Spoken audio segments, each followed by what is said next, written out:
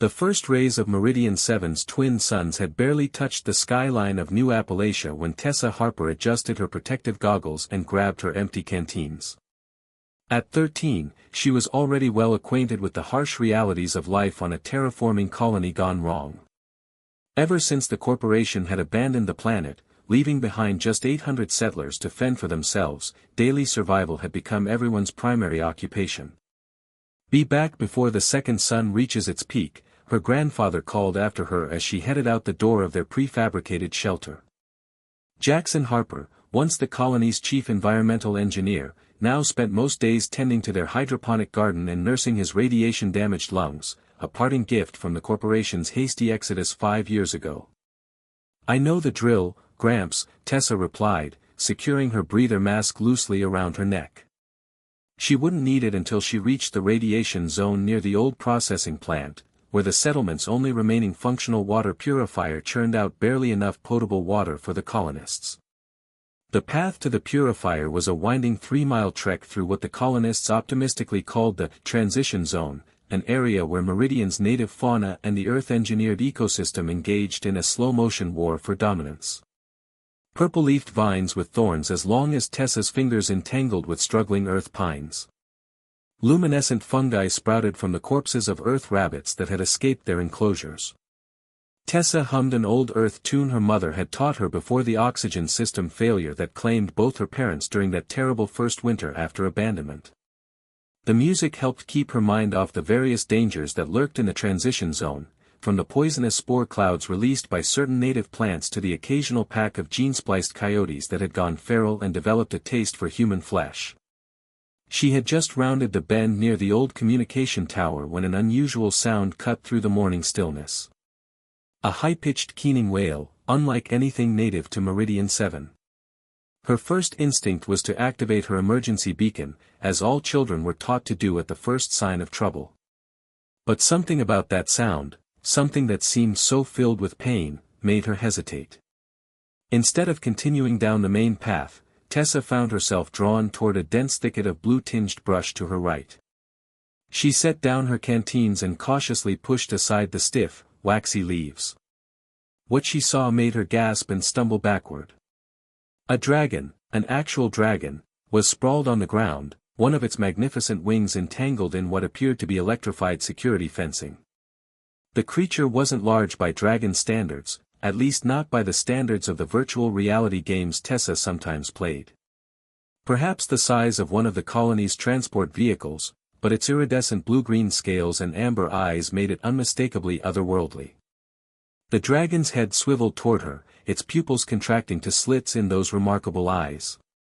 Instead of the fiery death Tessa half expected, the creature merely exhaled a soft plume of steam and laid its head back down on the rust-colored soil.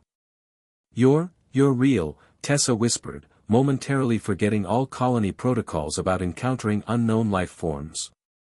"But there aren't supposed to be any large predators on Meridian. Nothing bigger than those mutant coyotes."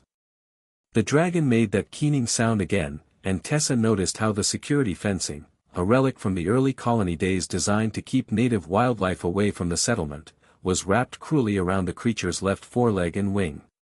The metal barbs had cut deeply into scales and the softer membrane of the wing, and dried bluish fluid caked the wounds. Each time the dragon attempted to move, the barbs dug deeper. The creature had been trapped for days, unable to hunt or find water. The dragon's eyes fixed on her again, and Tessa felt something impossible, a presence in her mind. Not quite words, but definitely a communication. Exhaustion. Pain. A dim hope tinged with suspicion. "I'll get help," she promised, backing away slowly. Don't go anywhere." She winced at her own words, as if the poor thing could go anywhere in its condition. As Tessa raced back down the path toward the settlement, her mind whirled with questions. Dragons weren't real. Everyone knew that. Yet she had just seen one with her own eyes. She needed her grandfather's help. "Gramps," she shouted, bursting through the door of their shelter 20 minutes later, lungs burning from the run. "Gramps, I need your help. And bring your old toolkit." Jackson Harper looked up from his breakfast of hydroponic tomatoes and vat-grown protein.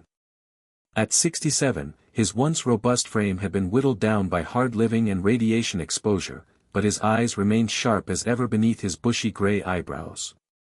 "What in the seven hells is wrong, girl? And where are the water canteens?" "There's no time." Tessa panted, already rummaging through the storage compartment where her grandfather kept his engineering tools. "There's a creature. It's hurt, trapped in that old security fencing near the communication tower." Her grandfather's expression hardened. "What kind of creature? If it's another one of those mutant coyotes, we're better off letting nature take its course."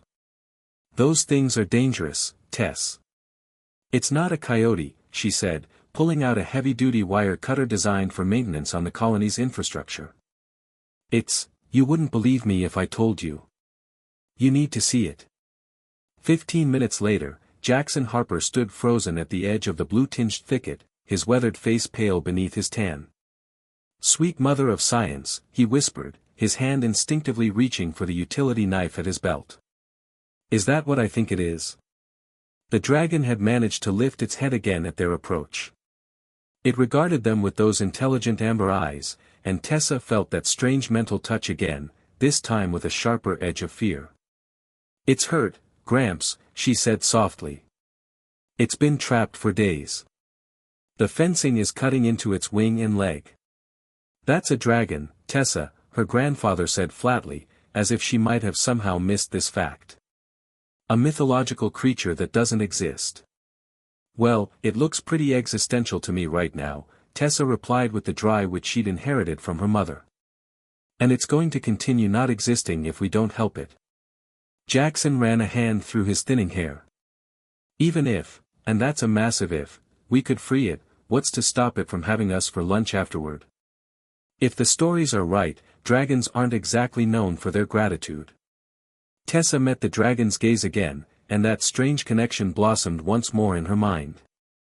"This one won't hurt us," she said with a certainty she couldn't explain. "It's different." Her grandfather studied her face for a long moment, then sighed the deep sigh of a man who had spent 13 years indulging his granddaughter's peculiarities. "Your mother always said you had more heart than sense," he muttered. But he was already opening his toolkit.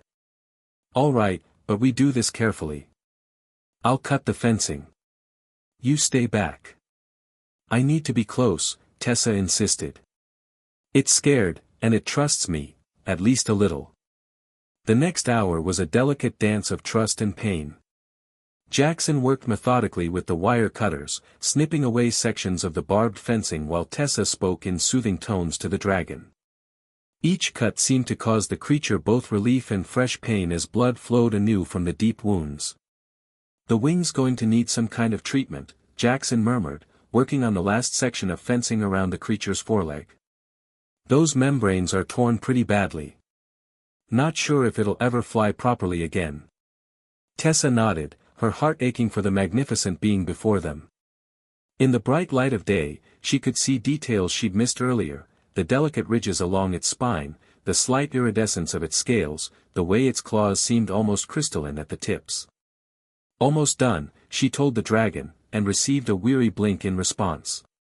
When the last of the fencing fell away, the dragon attempted to stand but collapsed almost immediately, too weak from hunger, thirst, and blood loss to support its own weight. "We need to bring it water," Tessa said, already formulating a plan. "And food. It's starving." Jackson looked at the creature with a mixture of wonder and concern.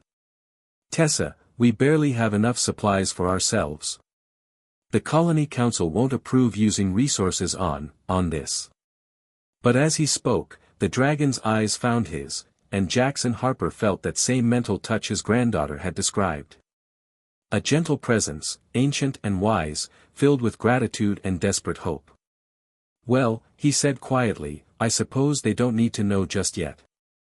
For the next 3 days, Tessa and her grandfather worked in secret to nurse the dragon back to health. They created a makeshift shelter using salvaged materials, carefully positioned to hide the creature from the main settlement paths. Jackson used his medical knowledge to clean and bandage the dragon's wounds, while Tessa spent hours simply sitting with the creature, their strange mental connection growing stronger each day. Through this wordless communication, Tessa began to understand fragments of the dragon's story. Its name was something like a musical note mixed with the sound of wind through crystal caves, impossible to pronounce with human vocal cords, so she simply called it Azure for its beautiful blue-green scales. Azure wasn't native to Meridian 7.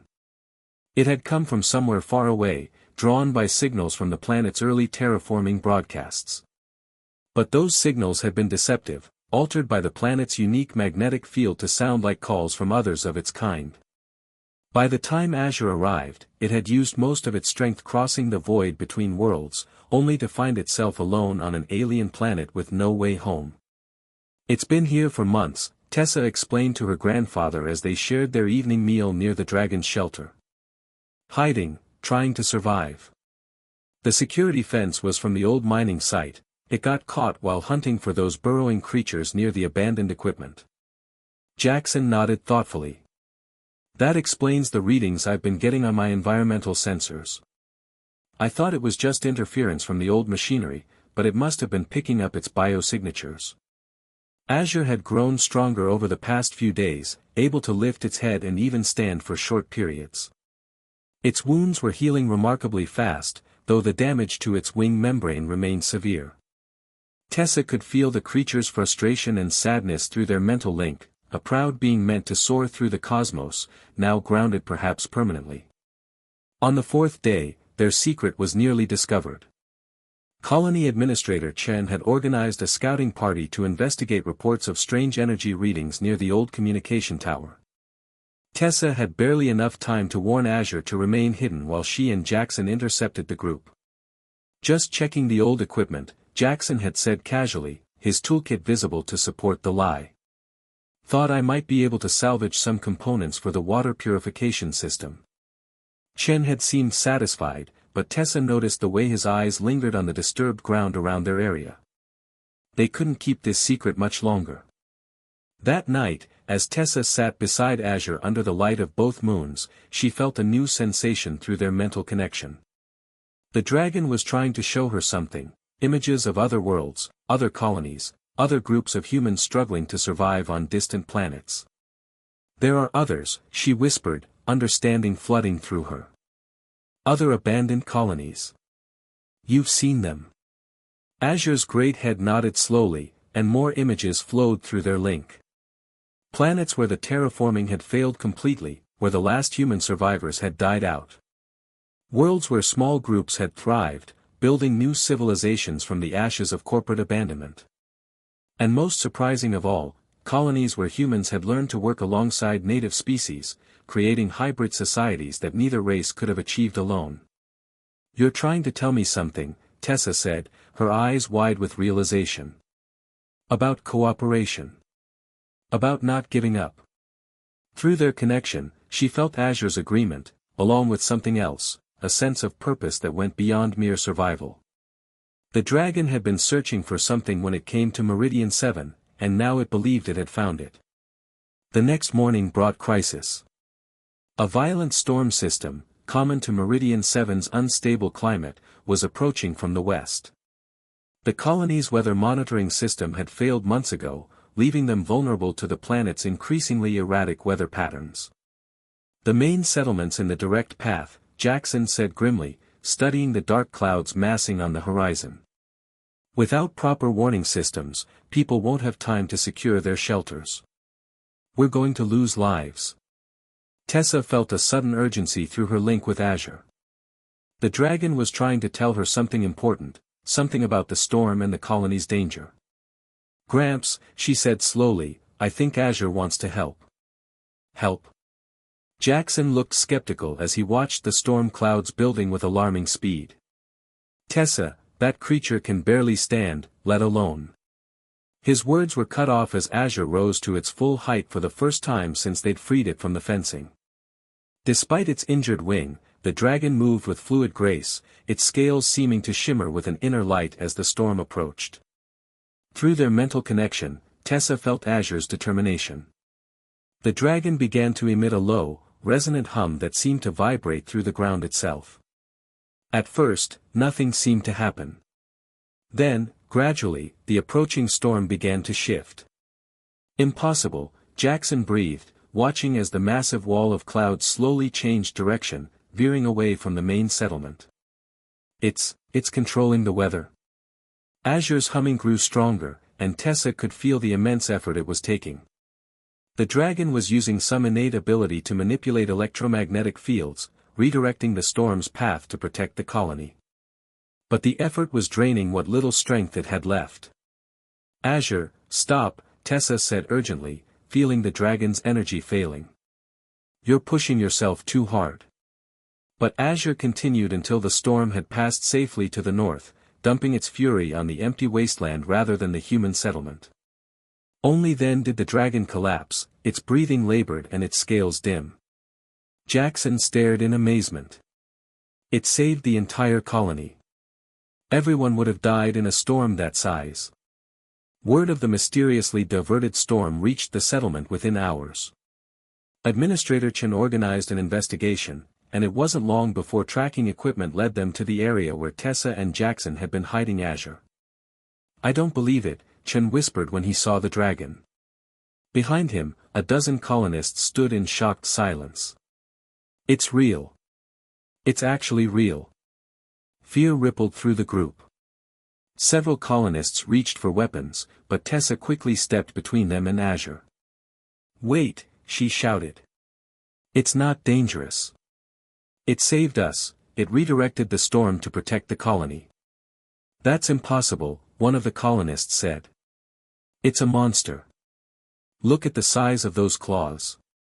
But Jackson stepped forward, his voice carrying the authority of his former position as chief engineer. My granddaughter is telling the truth. This creature, this dragon, has been here for days. If it wanted to harm us, it could have done so easily. Instead, it used its abilities to save our lives. Administrator Chen approached cautiously, his scientific curiosity overcoming his fear. How is this possible? Dragons are mythological. They don't exist. Through her link with Azure, Tessa felt the dragon's willingness to reveal more of its story. Images flowed through her mind, not just of other worlds and colonies, but of Azure's people, a race of beings who had once traveled the galaxy freely, helping to seed life on countless worlds. They're not myths, Tessa said softly. They're gardeners. Shepherds of life throughout the galaxy. Azure's people helped terraform countless worlds, working alongside other species to create thriving ecosystems. Then why is it alone? Chen asked, his fear gradually giving way to wonder. More images flowed through their connection, and Tessa's face grew sad. They're dying out. Azure's people have been slowly fading away, and Azure itself is one of the last. It came here following what it thought were signals from others of its kind, but they were just echoes from our terraforming equipment. The colonists stood in stunned silence, processing this revelation. Finally, one of them, Sarah Mills, the colony's botanist, stepped forward. If what you're saying is true, she said carefully, then this creature has knowledge we desperately need. Our terraforming efforts are failing. The native ecosystem is fighting our introduced species, and we're losing the battle. Maybe it could help us find a better way. Chen nodded slowly. The corporation left us to die here. We've been trying to impose Earth solutions on an alien world, and it's not working. Perhaps it's time for a different approach.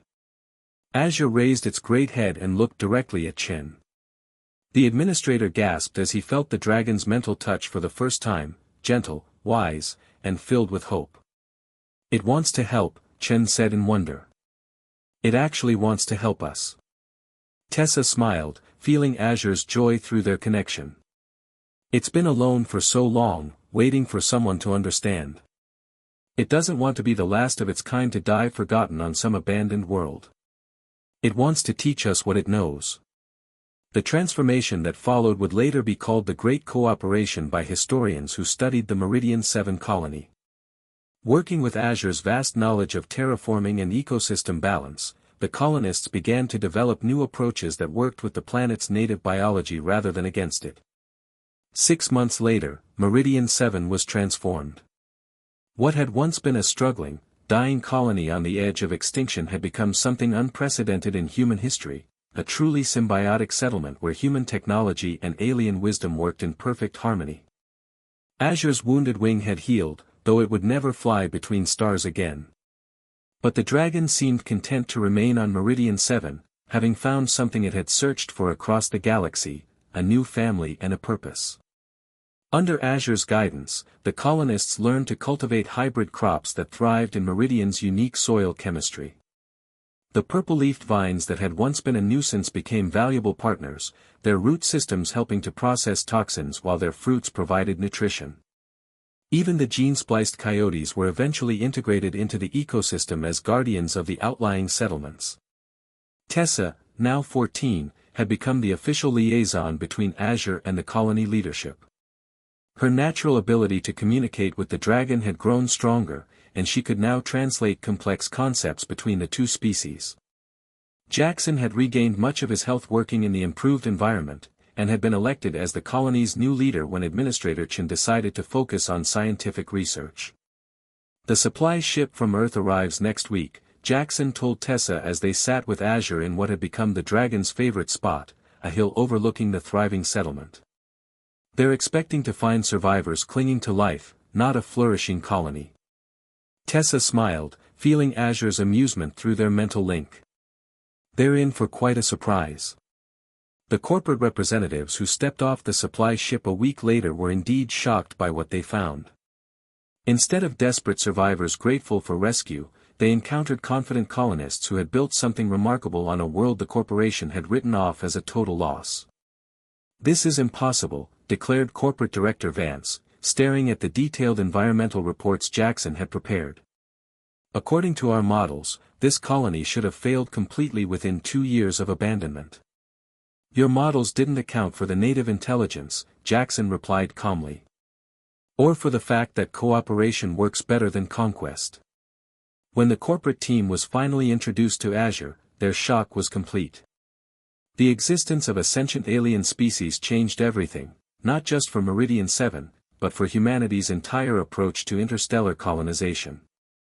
"We need to take it back to Earth for study," Director Vance insisted.